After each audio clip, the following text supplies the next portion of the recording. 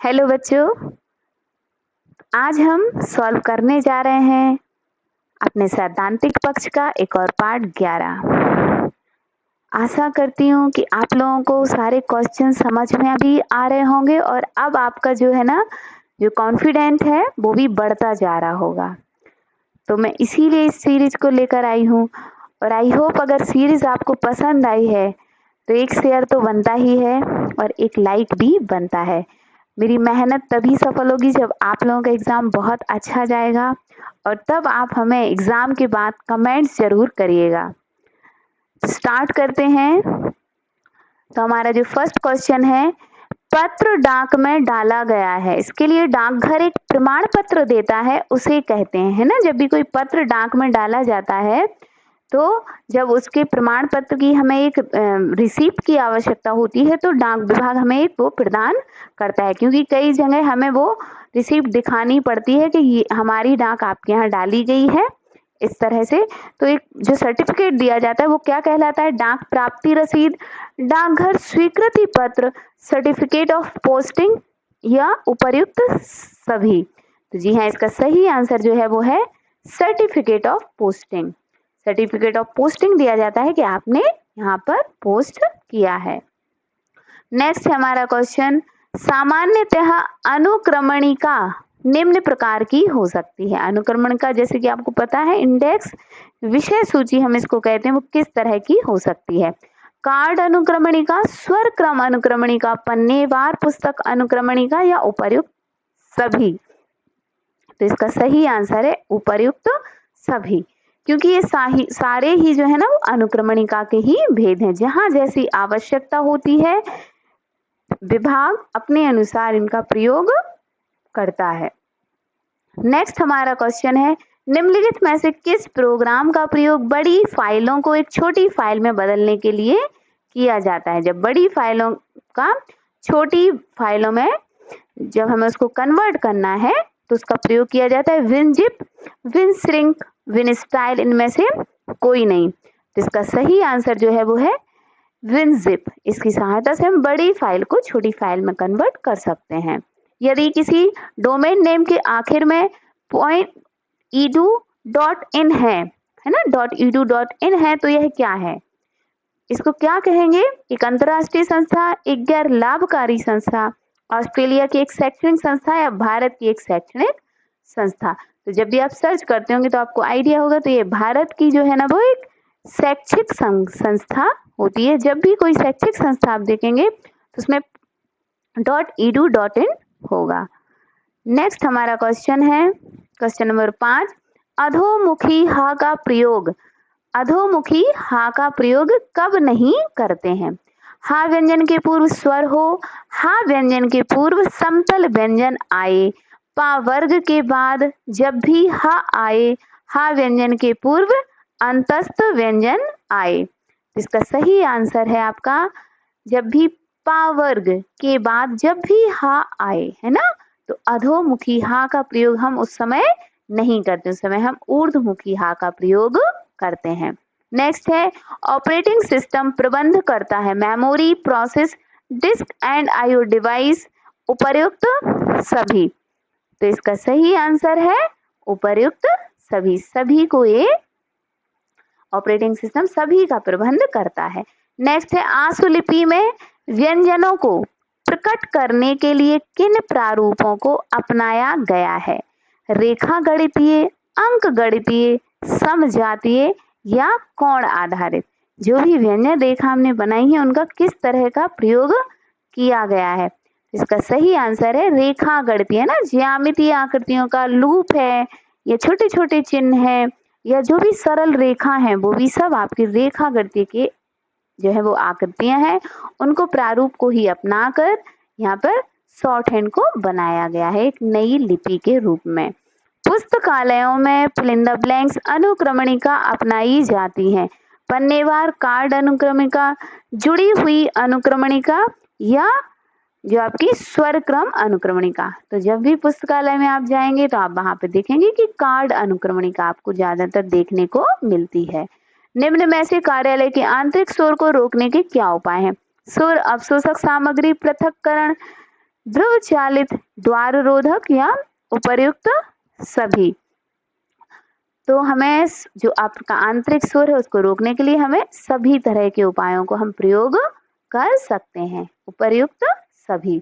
Next है हमारा, यदि आप स्लाइड्स का क्रम बदलना चाहते हैं तो आप इनमें से कौन सा व्यू यूज करेंगे? Normal view, slide sorter view, notes page view या स्लाइड शो व्यू, है ना। तो इस तरह जब भी हमें करना हो तो स्लाइड सॉर्टर व्यू का हम प्रयोग करते हैं। स्लाइड का क्रम बदलना है तो हम स्लाइड सॉर्टर व्यू का प्रयोग करते हैं। इंटरनेट पर www का अर्थ है, ये काफी इजी क्वेश्चन है, मेरे ख्याल से आप लोगों को आ रहा होगा। Words, birds, birds, wide world, words, world wide web, van, where, why. Easy answer है वर्ल्ड वाइड वेब, इसका सही आंसर होगा। नेक्स्ट है आरंभिक हुक, रा। आरंभिक हुक रा जो है वो जब अन्य व्यंजनों से मिलते हैं तो जुड़कर बनाते हैं। आरंभिक रा जो है हुक के रूप में जुड़ता है तो द्वि व्यंजन बनाता है, द्वि स्वर या द्वि रेखाएं या उपर्युक्त सभी। तो इसका सही आंसर जो वो क्या है, वो द्वि व्यंजन। क्योंकि आपने अगर इसको सही से पढ़ा हो तो देखिए इसका प्रोनाउंसिएशन इस तरह से होता है, क्रा, ये इस तरह से हो जाएगा, या ये वाला आपका क्रा हो जाएगा, है ना। तो ये कौन सा द्वि व्यंजन हो रहा है, ना कि द्वि स्वर। ठीक है। नेक्स्ट, सही प्रतिलेखन के लिए फिल इन द ब्लैंक्स का पूर्ण ज्ञान आवश्यक है। लिपि, वर्तनी, परिच्छेद एवं व्यवहारिक चिन्ह या उपर्युक्त सभी। तो इसका सही आंसर घ, उपर्युक्त सभी। सभी चीजों का आवश्यक है अगर आप प्रतिलेखन सही कर रहे हैं। मोस्टली ये जो पूछा जा रहा है क्वेश्चन आशुलिपि, जब आप आशुलिपि लिख लेते हैं तो प्रतिलेखन के लिए अगर आपको वर्तनी संबंधी ज्ञान ही नहीं है, लिपि का ज्ञान नहीं, तो आप कैसे कर ले जाएंगे। तो सिर्फ लिखने से काम नहीं चलता शॉर्ट हैंड, है ना, सही प्रतिलेखन भी करना है। निम्नलिखित में से कौन सा डिवाइस इनपुट डिवाइस नहीं है, ना, इनपुट डिवाइस नहीं है ये? कीबोर्ड, प्लॉटर, लाइट पेन और बारकोड रीडर। जो आपका प्लॉटर है ये आपका जो है ना इनपुट डिवाइस नहीं है। नेक्स्ट हमारा 15 नंबर का क्वेश्चन है, यूएसए में किए गए एक सर्वेक्षण के अनुसार कितने प्रतिशत कर्मचारी जो धीमा संगीत सुनना पसंद करते हैं? जी हाँ, बिल्कुल, कर्मचारी भी अपनी कार की दक्षता के लिए कार्यालय ने प्रयोग किया है कि उसमें ना बिल्कुल स्लो म्यूजिक बजाया जाए तो जो कार आपका जो कार्यालय का माहौल है वो काफी सुखद रहता है, आनंदपूर्ण, या जो कर्मचारी वो अंदर से खुशी या हैप्पी महसूस करते हैं। तो 80%, 90%, 70% या 40%। तो इसका सही आंसर है आपका 90% जो है ना ऐसे कर्मचारी हैं जो धीमा संगीत सुनना पसंद करते हैं। नेक्स्ट है, किस कमांड की सहायता से पैराग्राफ के पहले अक्षर को लिखें शब्दों की अपेक्षा बड़ा बनाया जाता है? कौन सी ऐसी पैराग्राफ के जो पहले के अक्षर है को लिखे शब्दों की अपेक्षा बड़ा बनाया जाता है? रेफरेंस, ड्रॉप के, बैक स्पेस या इनमें से कोई नहीं। तो ये देखो ड्रॉप केस होता है, इसकी सहायता से हम जो ना कमांड करके पैराग्राफ का जो पहला अक्षर है, पहले जो अक्षर होते हैं उनको क्या करेंगे, अपेक्षाकृत बड़ा बनाया जाता है। आप न्यूज़पेपर में देखते होंगे ना इस चीज को, देखिए इस तरह से लिखा रहता है आपका, जैसे ये लिखा हुआ है आपका।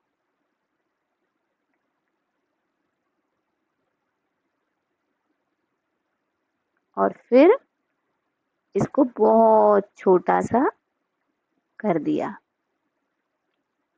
न्यूज़पेपर में आपने एडिटोरियल पृष्ठ अगर देखा है तो उसमें इस चीज का काफी प्रयोग किया जाता है ना।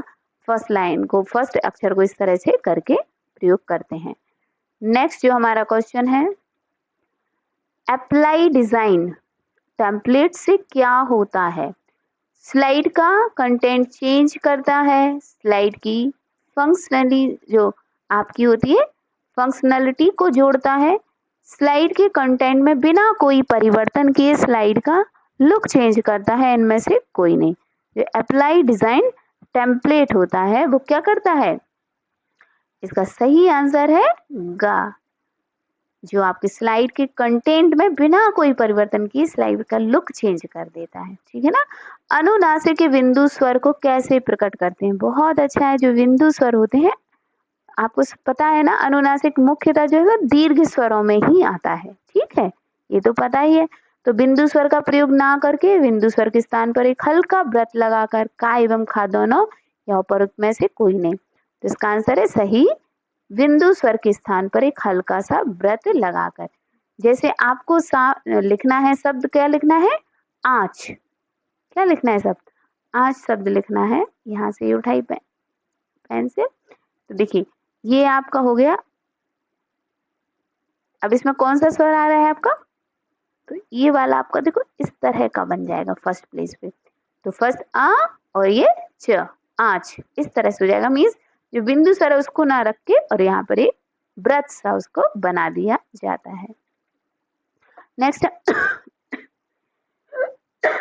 सॉरी, महाप्राण व्यंजन किसे कहते हैं?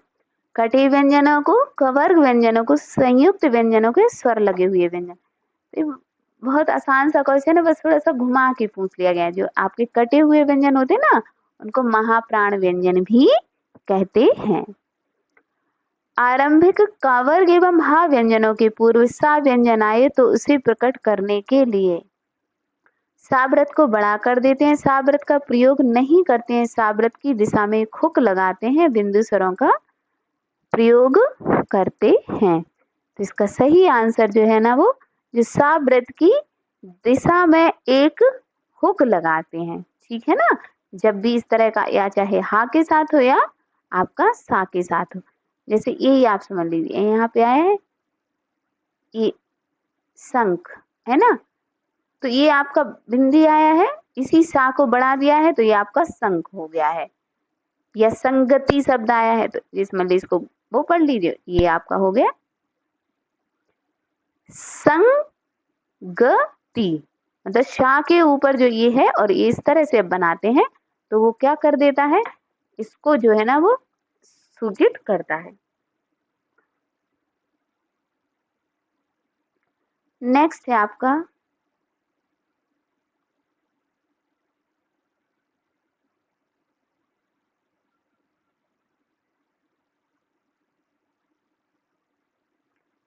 नेक्स्ट जो हमारा क्वेश्चन है, जब दो स्वर ध्वनियां एक साथ आ जाती हैं तो उनको कहा जाता है? जब दो स्वर ध्वनियां एक साथ आ जाती हैं, बहुत आसान सा क्वेश्चन है, तो इसको द्विस्वर कहा जाता है ना। दो स्वर ध्वनियां आ रही हैं तो द्विस्वर कहा जाएगा। एमएस वर्ड में कट करने पर सिलेक्ट टेक्स्ट कहाँ चला जाता है? Recycle bin, my computer, clipboard और डेस्कटॉप, है ना। तो जो कट करते हैं तो सिलेक्टेड कहाँ जाता है? इसको कभी आजमा के देख लीजिए, कुछ चीजें आपकी प्रैक्टिकली होती है, वो क्लिप बोर्ड पे आपका चला जाता है ना, क्लिप बोर्ड पे आपको दिखाई देगा। नेक्स्ट है हमारा क्वेश्चन, कार्यालय में प्रकाश का श्रेष्ठतम स्रोत क्या है? सबसे श्रेष्ठतम स्रोत जो होता है, प्रत्यक्ष, अर्ध प्रत्यक्ष प्रकाश, सूर्य का या अप्रत्यक्ष प्रकाश? बिल्कुल आप लोग सही समझ रहे होंगे, सूर्य का प्रकाश जो है वो सबसे बेस्ट होगी। सूर्य की रोशनी होती है, अगर वो डायरेक्ट मिल रही है तो काम करने में भी अच्छा लगेगा और काम इफेक्टिव भी होगा, बोरियत नहीं होगी, क्योंकि नेचुरल रोशनी आपको मिल रही है। विभिन्न स्लाइड्स में मोशन इफेक्ट लागू करने के लिए आप पावर पॉइंट में कौन सा फीचर यूज करेंगे? Slide transition, slide design, animation object या एनिमेशन स्कीम? तो इसमें जो हम करेंगे एनिमेशन स्कीम का प्रयोग हम करेंगे। नेक्स्ट है हमारा क्वेश्चन 25, एमएस वर्ड में सबसे नीचे जो स्क्रीन प्रदर्शित होती है उसे क्या कहा जाता है? तो उसको क्या कहा जाता है? स्टेटस बार कहा जाता है ना। Title bar, menu bar, and bar उसको नहीं कहते, उसको कहते हैं स्टेटस बार, जो स्टेटस दिखा रहा है कि आप कहाँ पे काम कर रहे हैं। जैसे आप यहाँ पर देख रहे हैं तो ये कौन सी है? ये स्टेटस बार आपको दिखा रही है। वही ये जो होती है टाइटल बार के अंतर्गत आती है, जिसमें मिनिमाइज, मैक्सिमाइज वगैरह आपका होता है।